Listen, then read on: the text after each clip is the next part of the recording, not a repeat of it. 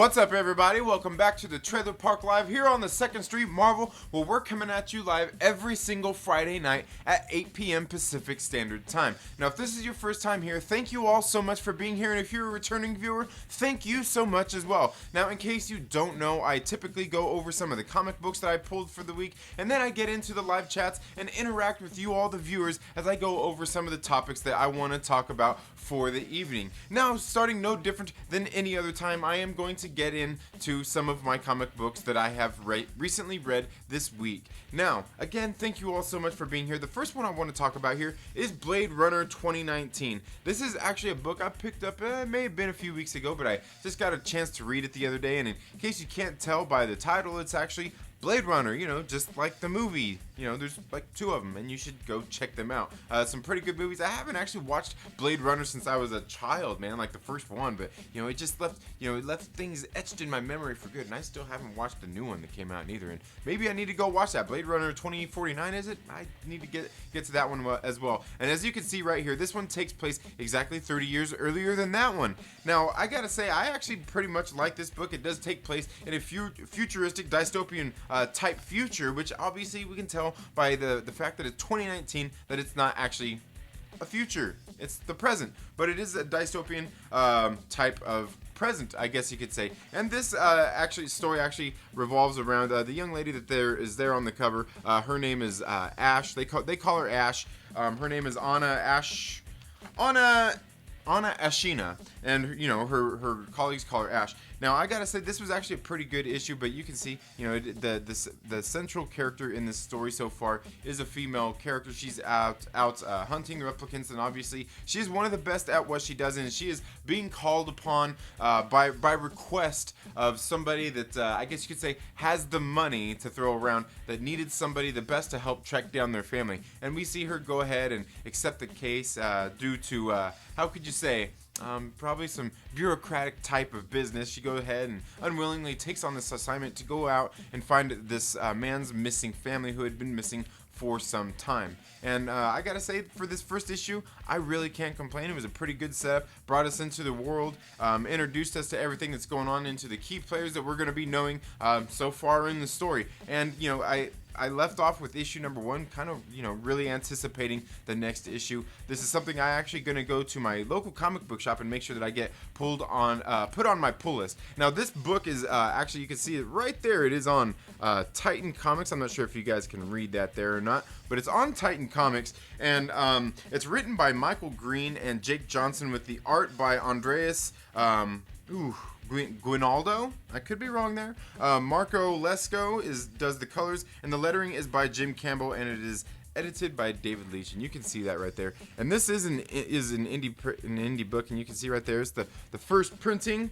I've got to say, I really like this book. The art in it is very good. The story, like I said, the story was well told. It's well set up on the story. You can see just some of the art that they've got in the book there. Again, very beautiful book. The pages are kind of thick, and they're glossy. I do like just kind of the art style they use for this book altogether. The story, like I said, was really well set up. The lettering, kind of pops off the page in a way as well, and all these kinds of things go into making a great comic book. And I've got to say, I really like this one. I can't wait to read the second issue on here.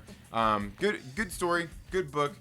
I would definitely recommend you guys getting out and reading this, especially if you are a fan of the Blade Runner series. Now, the next one I have here is a little bit different one. I just happened to, I'm not sure if I actually even seen this on the comic book, the comic books that are getting ready to come out this week that I usually do here on Mondays, where I show the comic book previews and everything like that. But this next one is Comic Bound issue number 1, Coffin Bound.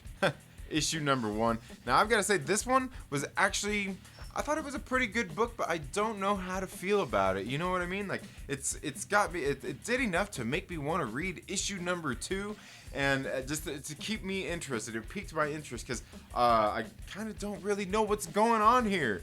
You can see there on the cover, one of the main characters of the story. She is being actually hunted by some people. Oh God, I can't even remember what they're being called right now. but they are called the Earth Eaters, is what they're called. She's being hunted by this Earth Eater who is actually set out to, I'm guessing, set out to kill her.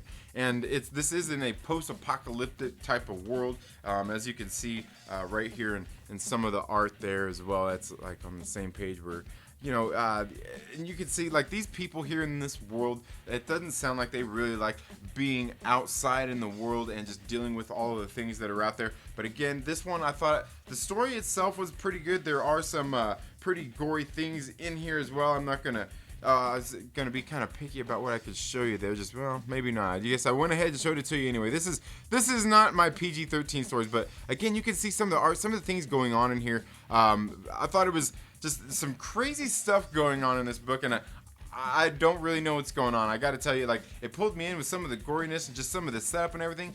I'm kind of confused, but I did like this book. The art in it, as you can see, was pretty well done as well. And this is on Image Comics as well.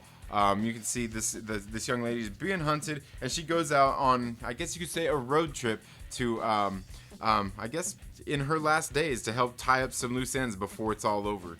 But again, this one's on Image Comics. The writer is Dan Waters. The artist is Danny. The colorist is Brad Simpson. The letterer is Aditya Bidikar. And the graphic designer is Emma Price. And altogether, I gotta say, this is another issue #1. Maybe I'll see if I can do a fuller, bigger, better breakdown of this issue at a later date. But I gotta say, this one, again, I'm a little bit confused, not quite sure where it's going, but I gotta tell you, I liked it. I really did like what's going on here, which is something that I want to talk about today on the show. As you can see, these two books right here are indie books. They're not on one of the big two. And you guys know here, if you follow me here on the channel, there are plenty of issues that I like coming out of the big two as well. Like right now in DC, I've been reading DC's Deceased and Hawkman, and I gotta say, I can't really complain about those. Hawkman came at the suggestion of Comic Man Jake. He suggested I go out and read that one, and I've been reading it, been pulling it. I think it's been a very good series so far. I hopped in on issue number 10, and issue number 13 was kind of the beginning of a new story arc. So if you are new and haven't ever read Hawkman and are interested in that, you should check out issue number 13. They just recently came out with issue number 14 a couple of weeks ago. So you should just get out and check those out if you're looking for something new and you want something out of the big two like DC. And you guys know I've been pulling plenty of things from Marvel as well. Now, the other thing I noticed this week was Image started they released quite a handful of their Image Firsts, which are just basically the first issues of some of the particular stories that they have going on, some of their titles. And there's been this kind of thing lately where I even seen Young Ripper 59 here the other day on one of his videos. He was talking about the comic book industry and kind of the signs that like books like these True Believers that Marvel has been doing and these Image Firsts have been doing for the comic industry, and what does it exactly mean?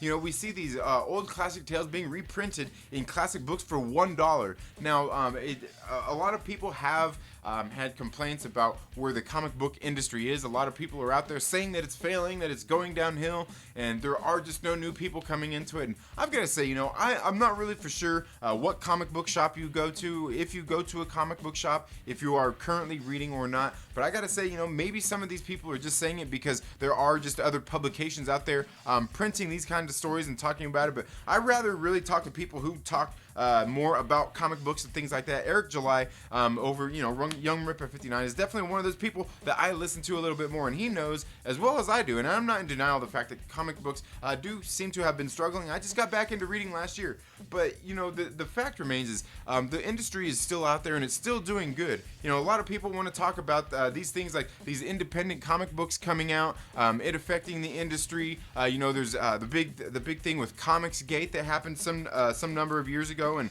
we can see, if you get here on YouTube or even Twitter or anything like that, you can see that there's still some unrest in these communities. Not everybody gets along, and I think that just kind of goes to like with every industry there is out there. There are always people who may have like Comicsgate got into one thing, but that doesn't mean that everybody agrees on the same thing, and that's the beauty of of the world we live in. We don't all have to agree. The thing is as we can tell, like in these comic books, we all love comics. We love the art. We love the storytelling. It's something we want, and there's someplace here for everybody. And that's why I say we've got these image books, these the one from Titan Comics. These small independent books that are still doing a good job out there putting out great content, good stories, good comics. And, that's something that we're going to be talking about a little bit more today because, as you can see in the news, we've got more things and more things coming out in the news regarding some of the world's bigger franchises, some of the bigger names out there. And it's not just in the world of comic books and even movies. There are just things out there that are being affected, just by like the oversaturation of all of these different things. We see right now at the box office, numbers are hurting, movies are hurting, while yet Disney is still having one hell of a year, but it doesn't seem like people are getting out to the movie as much. Are ticket sales on the decline? Comic books on the decline? I don't know. It's really hard to say. That's something that we're going to be talking about in today's show. Like I said, I think there's a market out there for everything, and each one of these things plays to a different market, and there is plenty out there to be had, and that's the beauty of all of these different art forms. Now, again, this spills into just about every facet of our lives, where there's where one thing you might see some big corporate conglomerate, and you might also see something else smaller that is like a mom and pop shop, or an indie comic book, or an indie musical artist. And like I said, I don't think that anything is necessarily ever really dying out there. There are definitely things we need to get out there and help support, though. Comic books are one of them. And like I said, in the comic book, they've been selling these dollar comics, and what does that really mean for the industry? Well, for one, it obviously tells us, Eric July was even talking about that, some of that old classic storytelling is something you just cannot deny. We don't get the same kind of stuff out of comic books these days. We still don't get the same thing out of movies these days. Even if you go back and look at back as far as 10 years, it's just a different landscape than what it used to be like when I was growing up. But again, there are markets out there for it, and that's something that we are going to be talking about all night.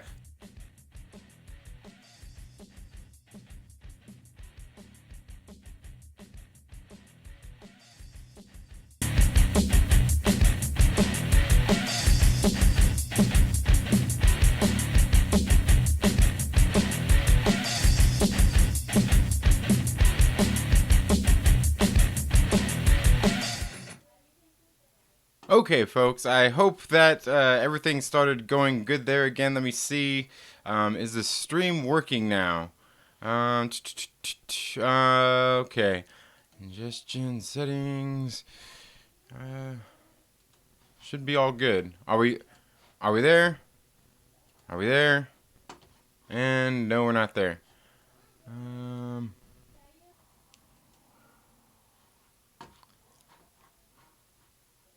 Are we there now?